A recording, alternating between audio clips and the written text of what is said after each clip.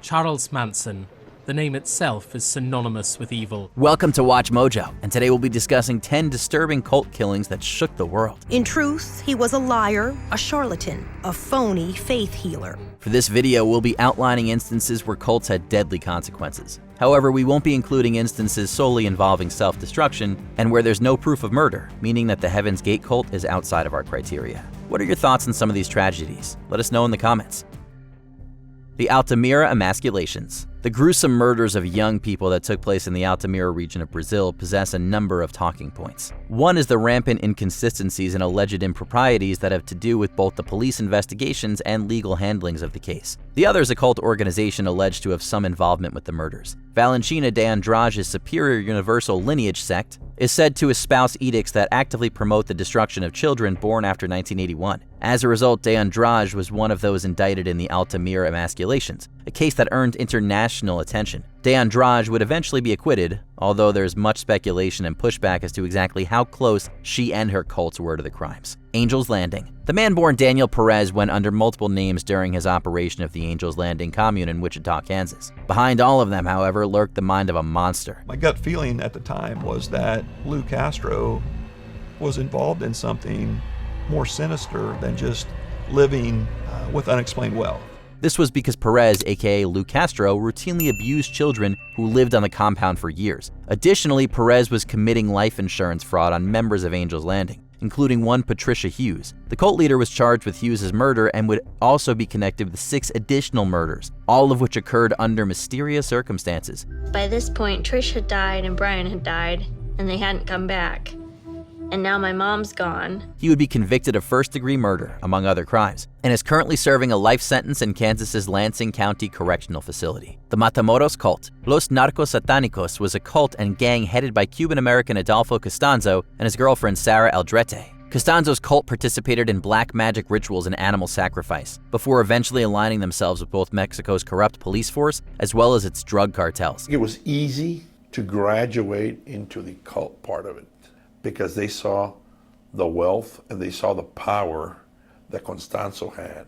Los Narcos Satánicos didn't stop at killing animals either, and it wouldn't be long before this Matamoros cult began killing human beings and harvesting their organs for use in spellcraft. One of their victims was American tourist Mark Kilroy, who was abducted by the cult while he was on spring break. Costanzo had himself shot by his associates during a standoff with police, while Aldrete and other cult members were caught, arrested, and jailed for their involvement with the crimes. He was involved with so many politicians and state police and federal police and different people that we found in this book that I'm sure the word was out. You find this guy, you kill him. The Good News International Church, aka the Shakahola cult. The most recent example of a cult killing on our list has to do with the Good News International Church, operating out of the Shakahola region of Kenya. The GNIM, or Shakahola cult, is a doomsday organization with an end-time belief in a forthcoming apocalypse. He preached a doomsday prophecy for at least a decade. The radicalization of their doctrine had proved controversial. However, such is their anti-medicinal beliefs that led to a 2017 investigation involving the deaths of many children cult members. Additionally, police discovered mass graves in April of 2023, graves containing cult members who were ordered by GNIM leader Paul Nthenge Mackenzie to starve themselves as part of a religious ritual. What happened in the forest with your followers? I can tell nothing about that.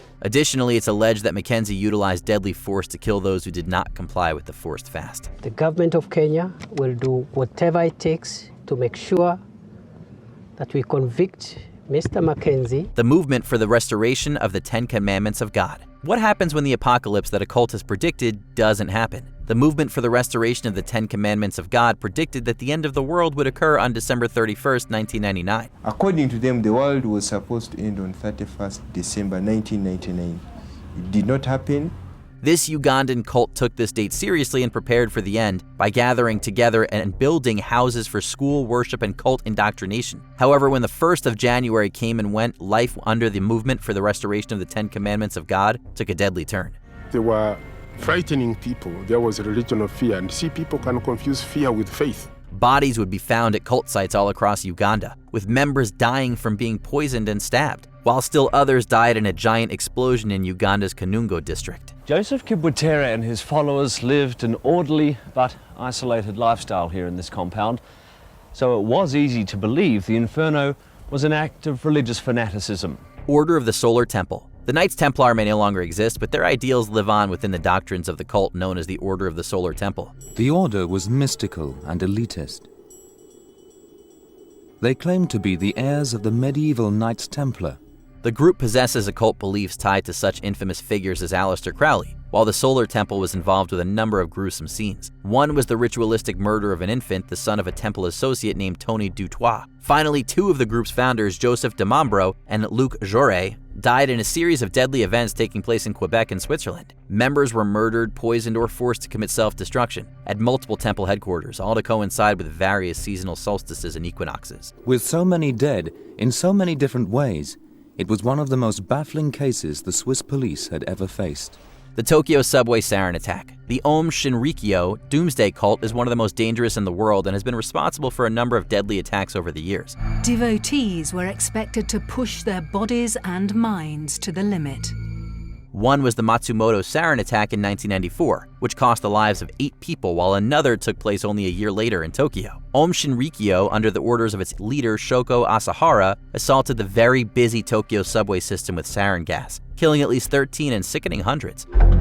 That shock was intensified when it was established that the attack was carried out not by hardened terrorists, but by a religious group. Police would raid Om Shinrikyo and arrest many cult members, including Asahara. The latter would sit in prison for years despite being handed down a sentence of death. The sentence would finally be carried out on July 6, 2018. Japan hanged the cult leader, Shoko Asahara, and 6 of his followers.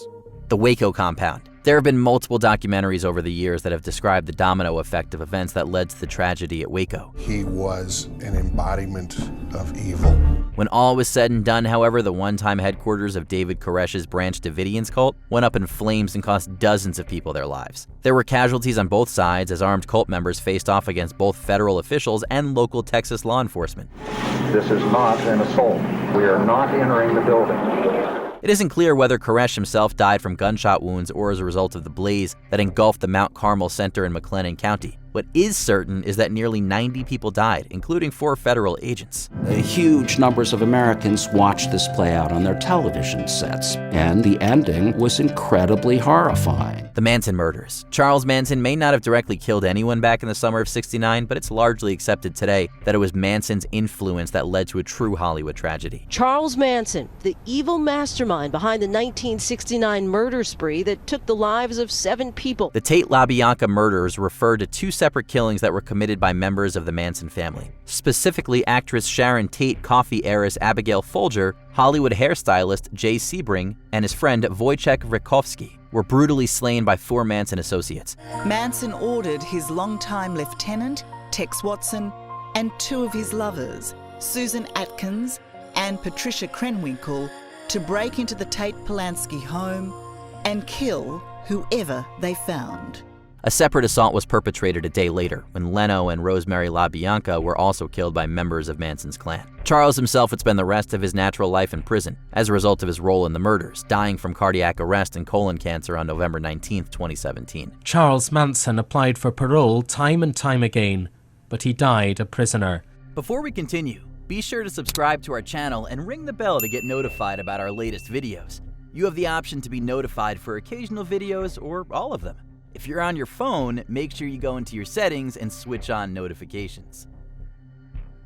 Jonestown. It was an American tragedy, a massive loss of life that turned the word Jonestown into something that immediately conjures up images of impossible horror. Jim Jones was a religious leader who moved members of his cult from the United States to a settlement in Guyana, christening it the People's Temple Agricultural Project. And then as time wore on, I realized that there was no future in Jonestown. It was here where Congressman Leo Ryan, NBC cameraman Bob Brown, and more members of the press were ambushed and killed by temple members. Additionally, over 900 Jonestown cult members destroyed themselves by drinking poisoned Flavor Aid, either of their own volition or under threat by Jim Jones and his loyalists. Jones himself died on site from a self-inflicted gunshot wound. Lay down your life with dignity. Don't lay down with tears and agony.